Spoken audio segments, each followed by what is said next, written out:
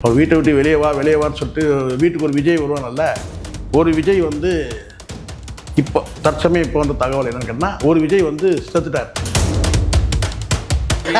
கலாயிருக்கீங்களா நீங்கள்? நேர்மையாக சீக்கிரம் இப்போதாங்க வரி ஏய்ப்பு கேஸில் வந்து அவன் வந்து ஊழல்வாதின்னு சொல்லி ஊரே பேசிட்டு கிடக்குது. நீங்க நேர்மையின் சிகரம் வேற சொல்றீங்க. அது நீங்க சொல்லும் போது எனக்கு இன்னும் வந்து சந்தேகமா இருக்கு.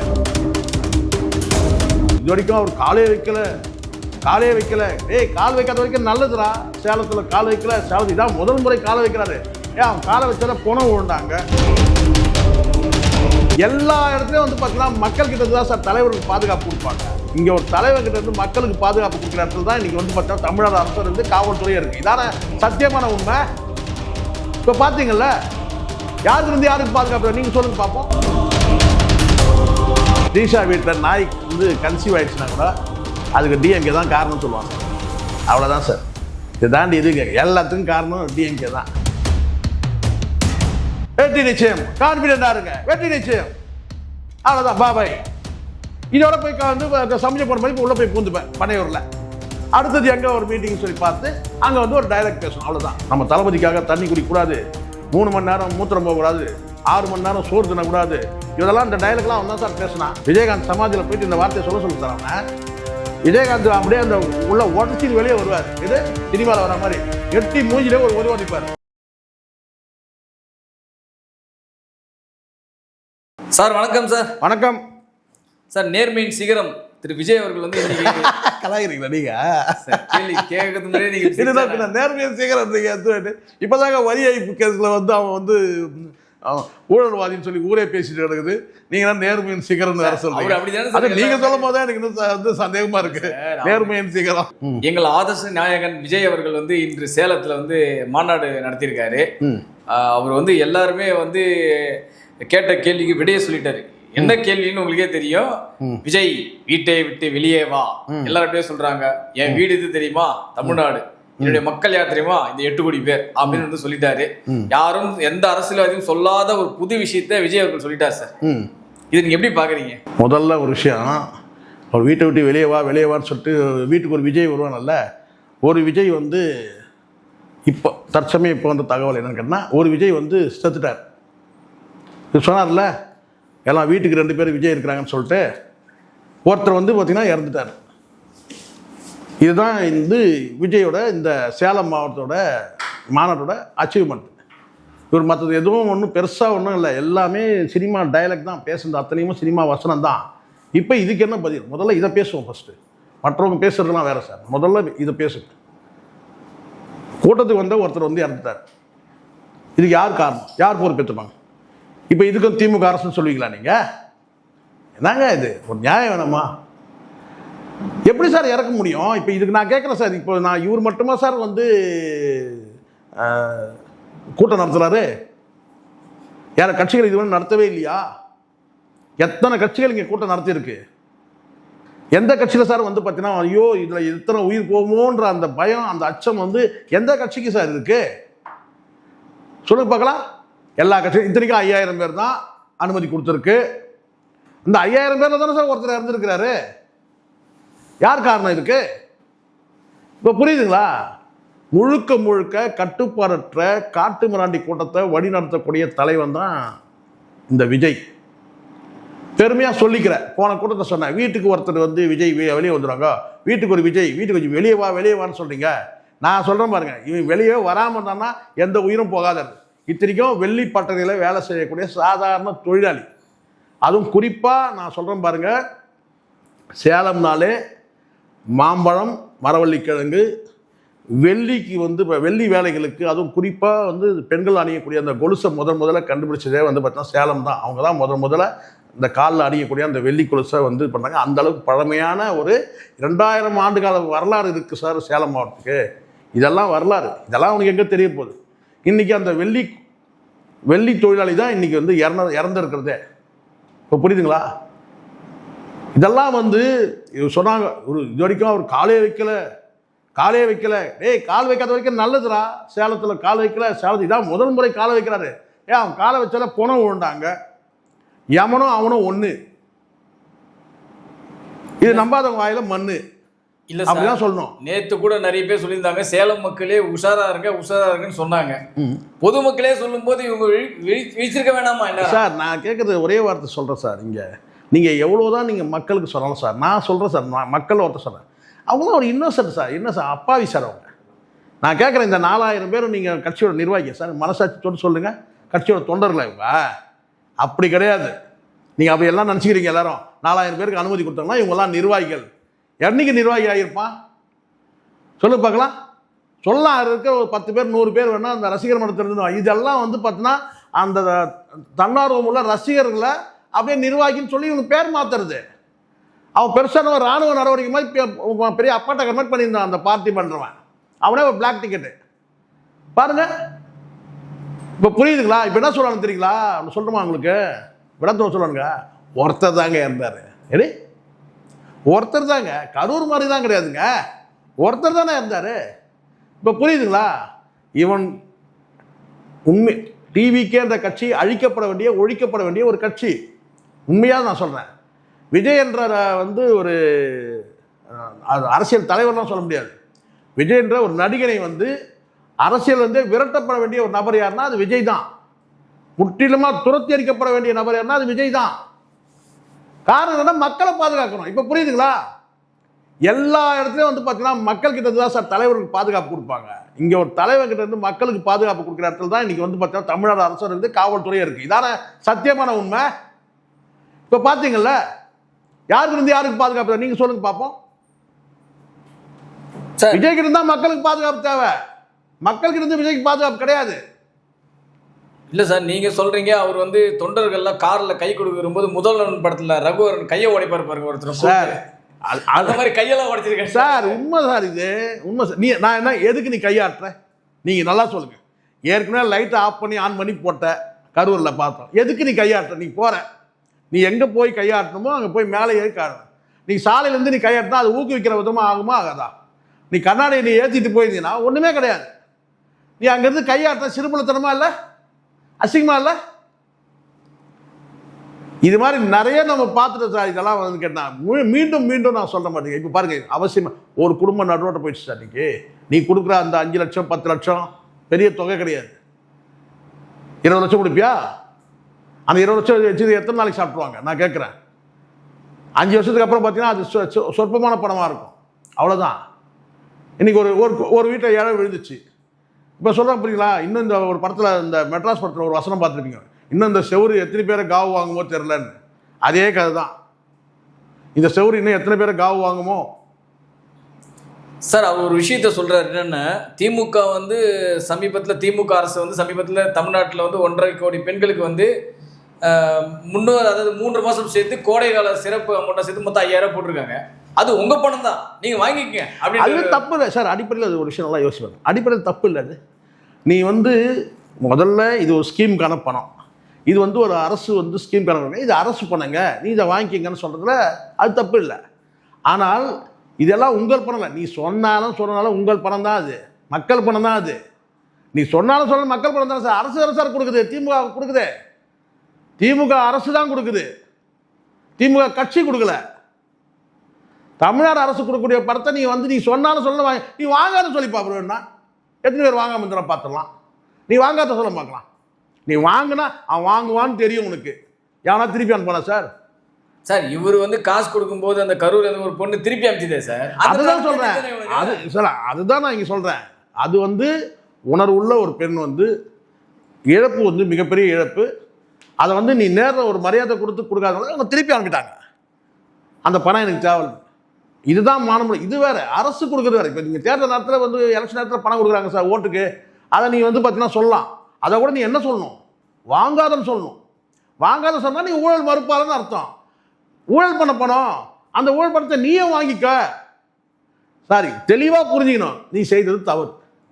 மக்களை கரெக்டாக்குறது வந்து பார்த்தீங்கன்னா நீ ஊக்குவிக்கிறது தானே அர்த்தம். அப்புறம் சார், இதுல முக்கியமான ஒரு விஷயத்தை கேளுங்க. இவர் வந்து அது வந்து மக்கள் பணம் வாங்கிக்கின்றாரு. இப்போ இவர் சம்பாதிச்ச சொத்து என்ன சார்? ஒரு மூட்டை தூக்கி ஆட்டோ ஓட்டி சம்பாதிச்ச காசா சார் இது? அதுதான் நான் சார், நீ இவ்வளோ யோக்கியம் அந்த வரி ஏய்ப்பு சார். ஏன் சார் அவ்வளோ தூரம்லாம் போயிட்டு இருக்கீங்க? வரி ஏய்ப்பு வழக்கு இப்போ தான் வந்தது. உன்னை வந்து குற்றம் சாட்டியிருக்கு ஹைகோர்ட்டு, சென்னை நீதிமன்றம். அதுக்கு ஏதாவது உங்க விளக்கம் இருக்குதா உங்ககிட்ட இருந்து நேரடியா? யாராவது பேசுறாங்களா உங்க கட்சிக்காரங்களா? எவனாச்சும் பேசவனா? கேட்டா கோர்ட்ல இருக்குன்னு பேசுங்க. கோர்ட்ல தான் நீங்க பேச வேண்டிய கிடையாது எந்த விஷயமும். முதல்ல ஒரு விஷயம், நீ இன்னொருத்தர் குற்றம் சாட்டினா நீ முதல்ல ஒழுங்கான்னு பாரு. நீ உன்னையே ஊழல் குற்றம் நீ சில பேர் சொல்றான். ஆனால் கேட்டா ஒரு மிகப்பெரிய அறிவாளி ஒருத்தர் சொன்னான். யார்? இந்த பா சிதம்பரம் பையன் இருக்காங்களா, அவன் பேர் என்ன? இந்த கார்த்தி சிதம்பரம். அவன் கேட்டா அரசு நிர்வாகத்தில் நடக்கிறது தான் நீங்கள் ஊழல்னு சொல்ல முடியும். சரி, ஊழல் சொல்லாத, முறைகேடுன்னு சொல்லு. எல்லாம் ஒன்று தான் சார். லஞ்சம், ஊழல், முறைகேடு, இது எல்லாத்துக்கும் தானே ஊழல் கண்காணிப்பு என்ன செய்யுது? வெறும் ஊழல் மட்டும் பார்க்குதா? ஊழல், முறைகேடு, லஞ்ச லாவண்யம், இது எல்லாத்தையும் நீங்கள் ஒரே லிஸ்ட்டில் தான் நீங்கள் கொண்டு வர முடியும். இதெல்லாம் தனித்தனியாக பிரிக்கிறீங்க. அரசு நிர்வாகத்தை பண்ணாதான் அது ஊழல். அரசு கொடுக்க வேண்டிய அந்த வரியை கொடுக்காம ஏமாத்தினா அது ஊழல் கிடையாது சார். அது முறைகேடு வராதா? அது தப்புன்னு வராதா? அது குற்ற நடவடிக்கை வராதா? என்னென்ன விளக்கம் சொல்கிறானுங்க பாரு. ஏன்னா கடந்த காலத்தில் அவ்வளோ ஊழல் பண்ணவனுங்க காங்கிரஸ்காரனும் சொல்கிறேன். காங்கிரஸ்காரனா நேர்மையானவங்களா நான் கேட்குறேன்? கொள்ள அடித்தவங்க தானே, நாட்டை சூறையாடினவங்க தானே இந்த காங்கிரஸ்காரங்க 60 ஆண்டு 50 ஆண்டு காலம். சார் இல்லை சார், இப்போ இவர் மேலே இந்த வரி ஏய்ப்பு கேஸ் நடந்திருக்கு, ஃபைன் கட்டுடா அப்படின்ற மாதிரி நீதிமன்றமே சொல்லிடுச்சு. இவங்க என்ன பண்ணல, ஒரு குற்றவாளி ஊழல்வாதின்றது தெளிவாக தெரிஞ்சு போயிடுச்சு. இது தெரியாம எப்படி அவர் ஸ்டேஜில் ஏறி நீ அப்படி சொல்லும்போது கூட அதில் கூட பாரபட்சம் இருக்குல்ல. நீ எடப்பாடி பற்றி பேசவே இல்லைல்ல. எடப்பாடி நேர்மையின் சிகரமா? நீங்கள் சொன்னீங்களா நேர்மையின் சிகரம்னு. எடப்பாடி நேர்மையின் சிகரமா? அதில் இருக்கிற அத்தனை கூட்டுறவுத்துறையில் கொள்ளடிச்சாலும் செல்லூர் ராஜ். ஆவியில் சூறையாண்டவன், ஆவியில் பால்காவை கூட நக்கி எடுத்தாள் யாரு? ராஜேந்திர பாலாஜி. பேசுவியா நீ? பேசுவனா?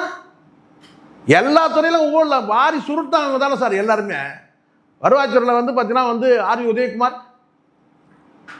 எல்லாம் கொள்ளடிச்சவங்க தான் நீங்கள்லாம், இவங்கெல்லாம். அதை பற்றி நீ பேசுவியா நீ? கொடநாடு சம்பவம் திமுக ஆட்சி நடந்துச்சு, பேசுவியா நீ? அப்போ இப்போ உனக்கு தேவை என்ன? திமுக ஆட்சியில் இருக்குது, உனக்கு கொடுக்கப்பட்ட அசைன்மெண்ட் என்ன? திமுக ஆட்சியை அகற்றணும், திமுக கூட்டணியை உடைக்கணும். இதுதான் உன்னுடைய வேலை. இதாவது பெரிய பாம்பு வச்சுட்டேன் அது வச்சுட்டேன்ற. சரி, எல்லாருக்கும் நீ பாம்பு வைக்கிறல்ல, உனக்கு தான் ஒரு கூட்டணி அமைய பார்க்கலாம்.